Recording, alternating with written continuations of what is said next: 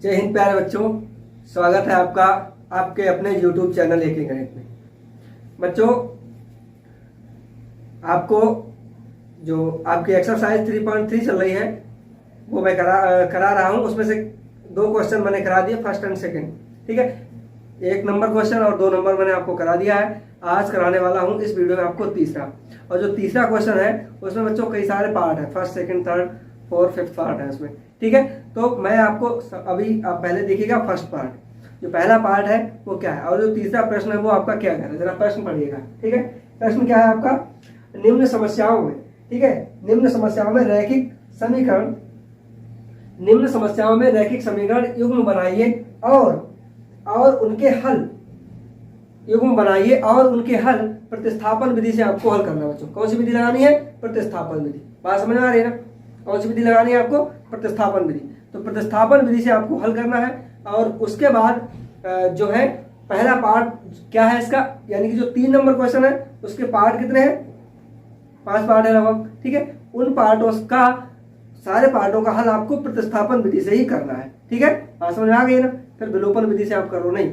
देखिए पेपर में क्या होता है, जैसे क्वेश्चन आपको दिया है, ठीक है, रैखिक समीकरण का, तो उसमें यदि आप जैसे प्रश्न में उल्लेख करें विधि का, तब तो आप वही विधि लगाएंगे जो प्रश्न में कहता है। ठीक है ना?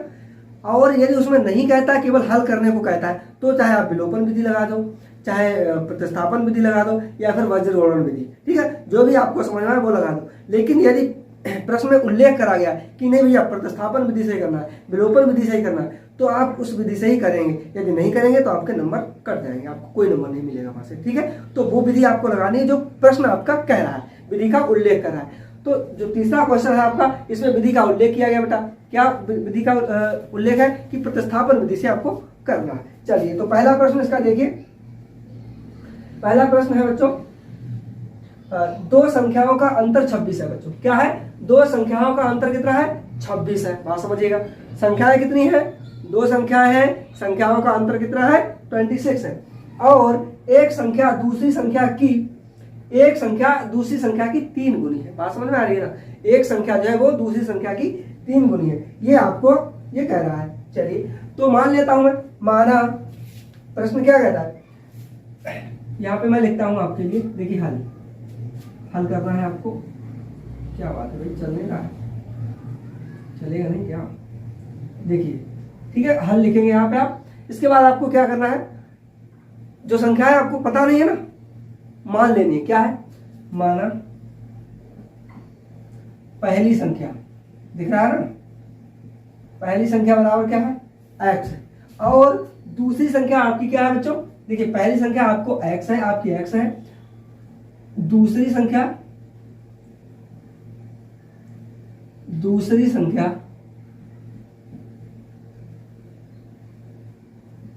संख्या बराबर आपकी y है।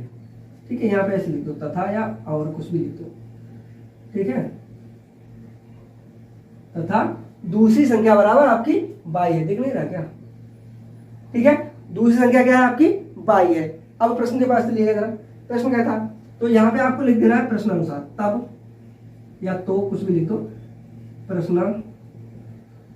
प्रश्नानुसार। ठीक है बेटा, समझ रहे हो बात? देखो, बात समझते चलिएगा। ठीक है, प्रश्न के हिसाब से अब लिखना है। मैंने क्या किया, ये तो मैंने अपने हिसाब से मान लिया ना। अब प्रश्न के हिसाब, प्रश्न क्या कहता है कि प्रश्न कहता है कि दोनों संख्याओं का अंतर, ठीक है, क्या है? 2 संख्याओं का अंतर 26 है। अंतर बेटा, ठीक है, डिफरेंस कितना है? 26 है। तो डिफरेंस मतलब यानी कि पहली संख्या से दूसरी संख्या को आपको घटाना है। उसको घटा देंगे तो आपका अंतर कितना आ जाएगा? 26 आ जाएगा। चलिए, तो x माइनस y बराबर आपका कितना है? 26। देखिए, पहली संख्या आपकी x है, दूसरी y है, इसमें से इसे घटा दे तो कितना आ जाता है? 26 आ जाता है। तो ये आपका हो गया एक पहला समीकरण, इसी को मान लीजिएगा समीकरण नंबर 1। ये तो पहली शर्त थी। दूसरी शर्त आपके प्रश्न की क्या है? दूसरी शर्त यह है कि प्रश्न कहता है कि एक संख्या जो है वो दूसरी संख्या की 3 गुनी है, यानी कि जो पहली संख्या है वो दूसरी की 3 गुनी है। बात समझ आ रही है ना? तो क्या है, पहली संख्या बराबर दूसरी संख्या। ठीक है, लेकिन अभी संख्या बराबर नहीं है ना, ये वाली संख्या इसकी 3 गुनी है। यदि आप इसमें 3 से गुणा कर देंगे तो दोनों संख्या बराबर हो जाएंगी ना, दोनों संख्या बराबर हो जाएंगी। बात खत्म। तो यही तो समीकरण आपका हो गया क्या? दूसरा। ये समीकरण दूसरा भी हो गया और इसमें एक हल भी आपको मिल गया। वो क्या मिला? वो आपको ये हल मिला कि यहाँ पे x का मान आपको मिल गया है। ठीक है, विधि कौन सी लगानी है? प्रतिस्थापन विधि। चलिए, तो क्या करना है, अब लिख दो यहाँ पे अब समीकरण, ठीक है, जो है 1 से, ठीक है, समीकरण 1 से, लेकिन पहले तो हम लोग 1 से ही करते थे, लेकिन यहाँ क्या है, यहाँ पे आपको सीधा मान मिला हुआ है। ठीक है, तो आप लिखो समीकरण 2 का मान, समीकरण 2 का मान समीकरण 1 में रखने पर, समीकरण 1 में रखने पर, ठीक है, समीकरण 2 का मान, यानी कि यहाँ पे जो समीकरण 2 है उसका मान कितना है? x बराबर 3y। ठीक है, तो इस मान को आप, यानी कि x का मान जो है, ठीक है, वो कहाँ रखना है आपको? समीकरण नंबर 1 में। तो समीकरण 1 क्या है आपका? x माइनस वाई बराबर 26। ठीक है, x माइनस वाई बराबर 26। ठीक है, तो जो x का मान है वो आपको यहाँ पे लिख देना है। ठीक है, तो 3y माइनस वाई बराबर 26। देखिए अब 3y है, ठीक है ना, और इसमें से ये क्या है? 1y निकल जाएगा, कितना बचेगा आपका? 2y बराबर 26, यानी कि y बराबर आपका कितना बचेगा? 26/2 बराबर 13, यानी कि y का मान आपका आ जाता है बच्चों 13। ठीक है, ये आपका मान हो जाता है पहला। ठीक है, समझ में आ गया ना? तो अब दूसरा क्या है? अब क्या करना है आपको? 2 मान चाहिए ना। दूसरा क्या है? y का मान, यहाँ पे देखो y का मान समीकरण 2 में रखने पर। ठीक है, समझ रहे हो ना? जो समीकरण, जो यहाँ पे आपको ये y का मान मिला है, इसको लिख दो समीकरण नंबर 2। समीकरण 2 क्या है? तो समीकरण पहले लिख लिया करो, ये ध्यान रखना। ठीक है, तो x बराबर 3y। ठीक है, और y का मान कितना है आपका? 13 है। तो भैया x बराबर 3 और गुणे 13, यानी कि x बराबर कितना हो जाए? 13 3 39, यानी कि जो दूसरी संख्या है वो आपकी कितनी है? 39 है। ठीक है, बात समझ में आ गई? यहाँ तक नहीं आ पा रही है? अतः पहली संख्या बराबर, यहाँ पे लिख सकते हो आप,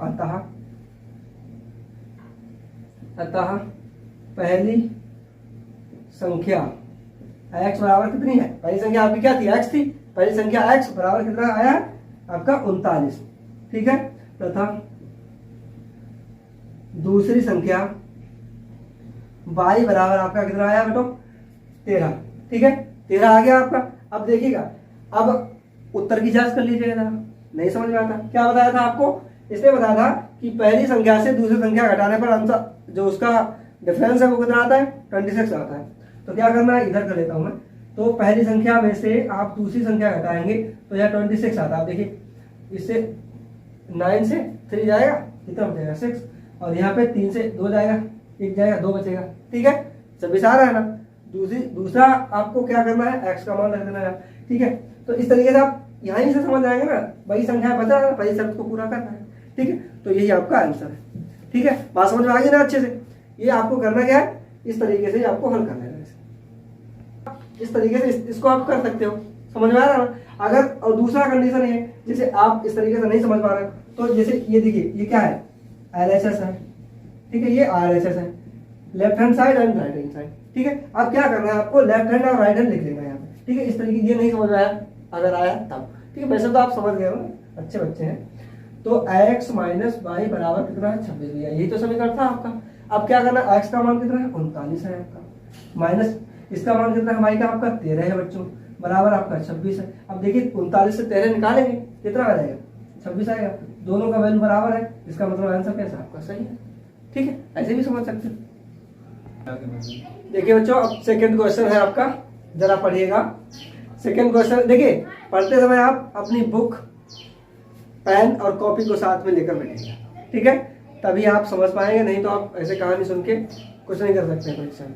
ठीक है, तो प्रश्न क्या है कि दो संपूरक कोणों में बड़ा कोण, दो कोण है। ठीक है, संपूरक कोण है, उनमें से जो बड़ा कोण है आपका, दो संपूरक कोणों में बड़ा कोण छोटे कोण से 18 डिग्री ज्यादा है। जो बड़ा वाला कोण है वो छोटे से कितना बड़ा है, 18 ज़्यादा है, समझ रहे हो ना, 18 डिग्री अधिक है, उन्हें ज्ञात करना है आपको। ठीक है, तो चलिए भाई करते हैं ज्ञात। इसे क्या हो जाता है शुरुआत में भाई, चल जाओ सही से। ठीक है, देखिए क्या है कि दो कोण है, तो बड़ा कोण छोटा कोण यही तो कह रहा है, तो लिख लो माना बड़ा कोण। बड़ा कोण क्या है आपका, बताइए, बड़ा कोण x, ठीक है, माना बड़ा कोण कितना है, x है, तथा बड़ा कोण बराबर x है, तथा छोटा कोण क्या है आपका y है। ठीक है, छोटा कोण क्या है, y है, समझ में आ गया ना। छोटा कोण क्या है, y मान लिया आपने। ये जो चीज पूछा जाता है ना क्वेश्चन में, वो आप मान लो सीधे सीधे। ठीक है, जो चीज पूछे उसी को मान लो, और जो निकल के आएगा मान उसका, भाई उसका निश्चित मान होगा। तो एक जो आपका छोटा कोण है वो कितना है, y है आपका। ठीक है, तो कह रहा है कि अब प्रश्न आपका क्या कह रहा है कि बड़े कोण से बड़ा कोण जो है वो छोटे कोण से 18 डिग्री केवल ज्यादा है। कितना ज्यादा है, 18 ज्यादा है, समझ रहे ना। तो क्या करना है आपको, बड़े कोण से आप छोटा वाला कोण जो है घटा देंगे, तो कितना बचेगा, 18 तो बचेगा ना। तो बड़ा कोण क्या है, x है। प्रश्नानुसार लिख लो यहाँ पे, प्रश्नानुसार प्रश्न कह रहा है ना, और ये प्रश्न की पहली शर्त है आपकी, दो शर्तें होती हैं इसमें।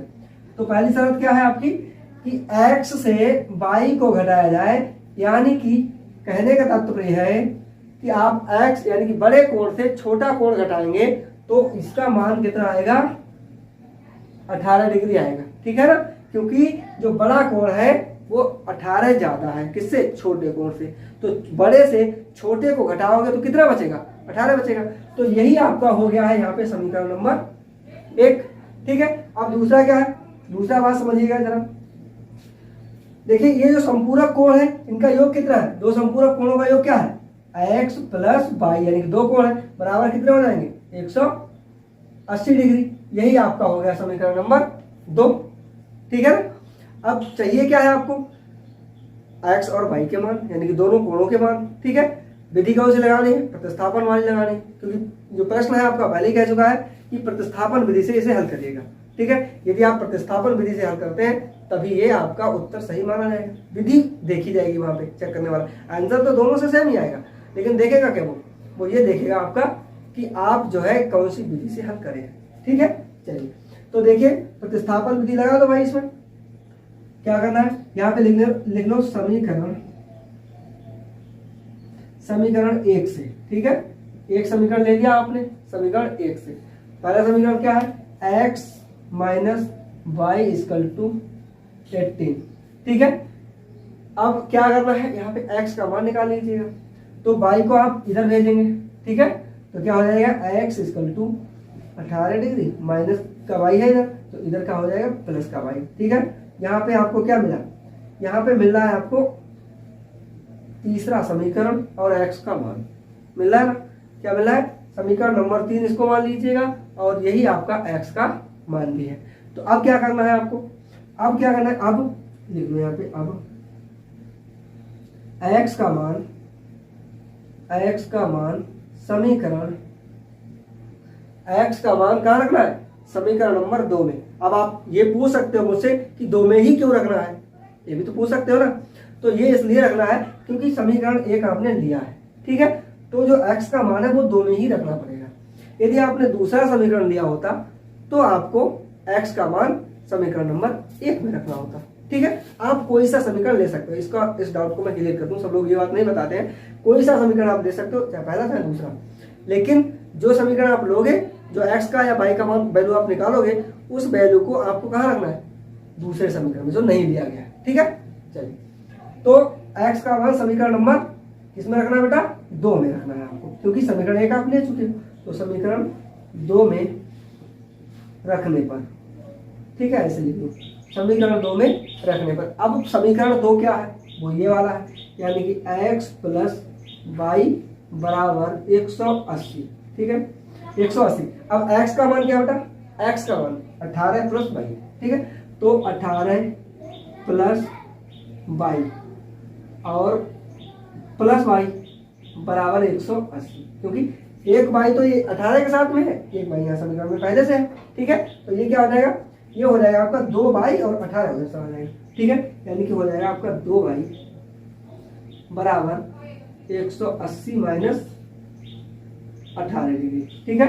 अब 180 से आप क्या करोगे, 18 को घटाओगे, कितना बचेगा, 10 से 8 जाएगा तो 2 बचेगा, यानी कि 2 बाई बराबर, देखिएगा यहाँ 10 हो जाएगा, 10 से 8 जाएगा, कितना बचेगा, 2 बचेगा आपका। यहाँ कितना रहेगा, यहाँ बचेगा 7, है ना, 7 बचेगा, और 7 से 1 जाएगा, कितना बचेगा, 6 बचेगा, ठीक है। और 2 बचे, सॉरी 1 है ना, 1 है। बाई का मान आ जाएगा आपका 162/2। अब कितना, 2 अट्ठे 16 और 2 अट्ठे 16, 2 एकम 2, यानी कि बाई का मान आ जाता है आपका 81 डिग्री, ठीक है। समझ गए, बाई का मान आ गया। अब क्या करना है, अब इस बाई के मान को आप समीकरण 3 में रख दो, बस इजी सा है। वैसे आप इसमें भी रख सकते हो, इसमें भी रख सकते हो, लेकिन ये आपका हल हुआ है तो इसमें आप आसान रहता है आपको रखने के लिए, ठीक है। नहीं तो आपको ये पूरा हल करना पड़ेगा, ये हल है तो यहीं पे रख दो बाई का मान, ठीक है। तो क्या है, बाई का मान समीकरण किसमें रखना है, 3 में रखने पर, ठीक है। समीकरण 3 में रखने पर, 3 का है समीकरण आपका, x बराबर 18 डिग्री माइनस सॉरी प्लस 22, तो x बराबर 18 प्लस 22 मतलब 81, यानी